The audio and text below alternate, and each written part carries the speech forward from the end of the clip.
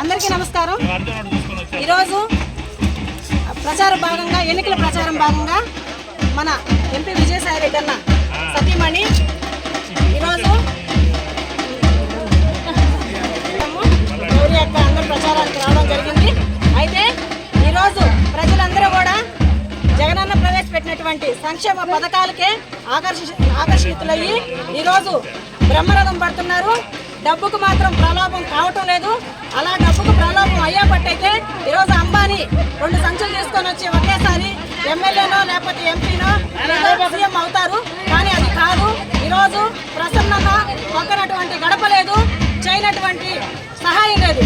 రాష్ట్రంలో మన జగనన్న నవరత్నాల్లో భాగంగా ప్రతి గడపలో ప్రతి ఇంట్లో సంక్షేమం ఎలా అందించారో అలాగే నియోజకవర్గంలో కూడా మన ప్రసన్నన్న ప్రతి కుటుంబానికి కూడా ఆర్థిక సహాయం చేశాడు.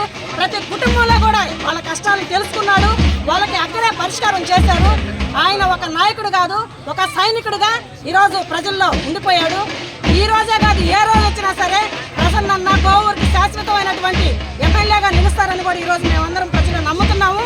కాబట్టి రాబోయే ఎలక్షన్లో ఈరోజు జగనన్న 10 బటన్లు నొక్కాడు ప్రజల కోసం. 2 బటన్లు ఖచ్చితంగా మేము జగనన్న కోసం ప్రసన్నన్న కోసం కూడా నొక్కుతామని మేము కూడా గర్వంగా చెప్పుకుంటున్నాము. కాబట్టి రాబోయే ఎలక్షన్లో ప్రతి ఒక్కరం కూడా విజయసాయి రెడ్డి అన్నకి, ఎంపీ గారికి, మన ప్రసన్నన్నకి 2 ఓట్లు ఫ్యాన్ మీద వేసి అత్యధిక మెజార్టీతో గెలిపించుకుంటామని కూడా ఈ సందర్భంగా తెలియజేసుకుంటున్నాను.